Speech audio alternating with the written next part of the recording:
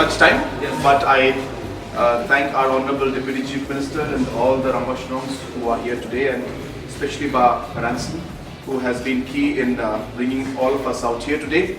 I'm happy to see that the beautification project has really gone off very, very well, and I would also like to inform you that this is going to continue in the future.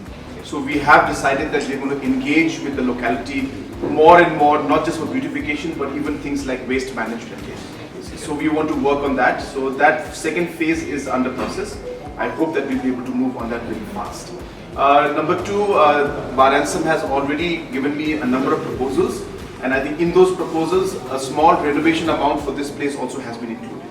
So I would like to inform you that we will be giving that amount also. So, third, of course, is regarding the street lights, which was mentioned by our chairperson, that the street lights actually have been taken up under the Smart City project. It was already sanctioned almost 6-7 months back, but the implementation is just about to complete.